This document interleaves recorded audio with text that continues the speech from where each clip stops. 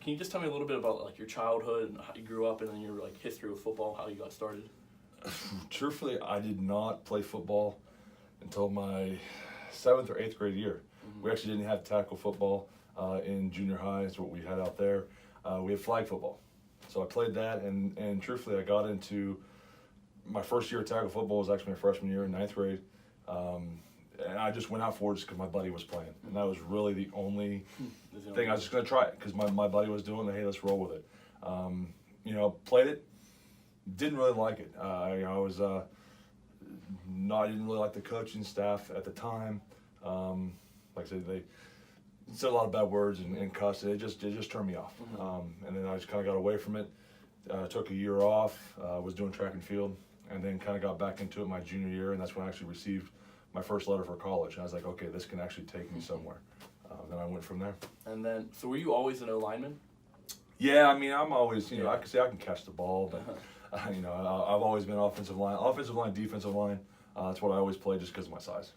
And then how did you end up going to Fresno State, California school? Yeah, at the time, I really wanted to stay in-state.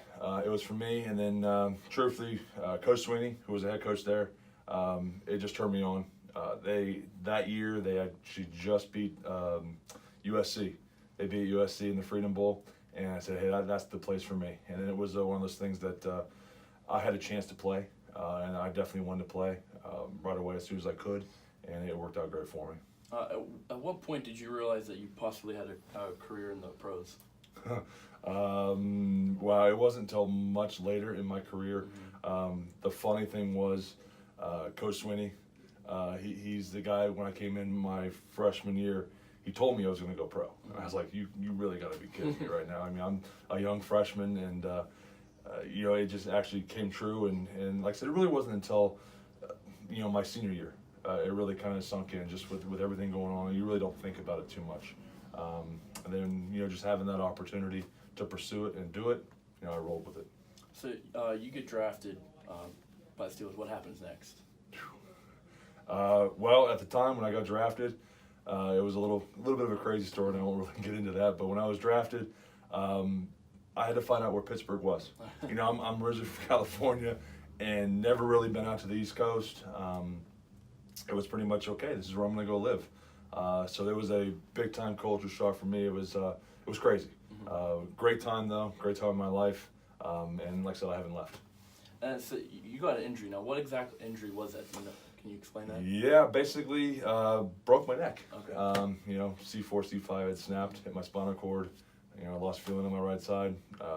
And just one of those things that, it's looking to come back. I would have had done a spinal cord, or a fusion of my neck, and it wasn't a good thing. So it was pretty much the doctor said, look, if you want to still walk and walk away, and from there, you might want to retire. So that's what I did.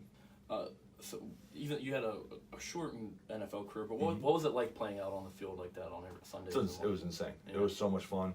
Of course, it's always the best times. When you're out there, with all your buddies and stuff, and you're playing.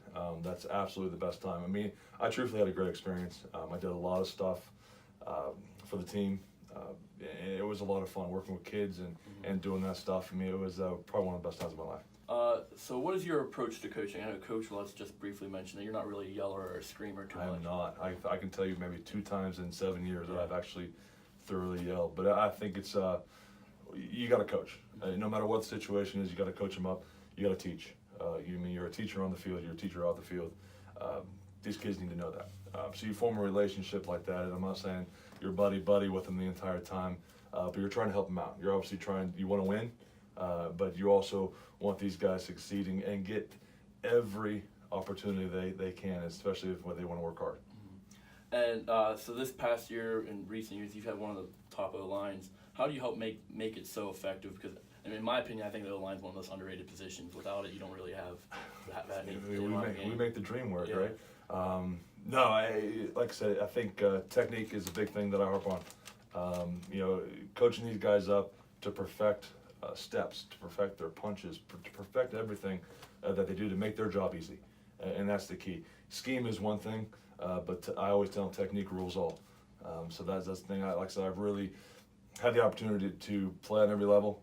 and I've had some great coaches through my career, and just basically taking everything I've learned from them and transferring to these guys. And then, of course, the game always changes, so you're always finding something new just to help yourself out. So, do you have possibly like a favorite coaching memory while being at Slippery Rock so far?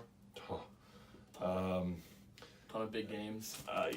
Tons of big games. I still, one that obviously sticks out was the Cal game when Chaplin kicked a field goal in overtime to win the game. That was a big one.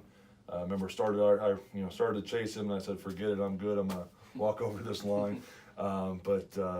Yeah, that one sticks out, and obviously the championships that we won, those are big. You get those opportunities once in a while, and I'm lucky enough to obviously have 4 of them. And then maybe do you see? I mean, you're obviously not really in the NFL right now, but do you notice any noticeable differences now than when you were playing back in the late '90s? Yes. As I say to everything, speed and power. Speed and power of the game it cranks up every year. Every level you go, that's one thing you see is the speed and the power of the game, and it's just getting faster. It's unbelievable. It's so fun to watch. With your NFL experience, do you think that helps your coaching at all? Yeah, I never really use it. I don't flash it. I don't really. It was just a part of my life, but no, I don't really use it that much. I mean, I know, it's a good little thing to throw out there all the time and say, "Hey, I played in the NFL," but I'm not one guy that even when I played, it wasn't a part of me to flash it with anybody. I'm just trying to be the best guy I could be and obviously help these young men out. And just finally, do you have any future, and how do you see yourself at Slippery Rock long term still? I'm always going to see myself here. Okay. I'm a guy that does not chase things. Every level and everywhere I've coached, everybody's approached me. I'm very comfortable here. I mean, obviously the family atmosphere is huge for me. Coach Les has been great. Coach Mahalik, obviously before him. It's a huge, what we like to call a brotherhood. So it's tough to leave. It's very tough to leave.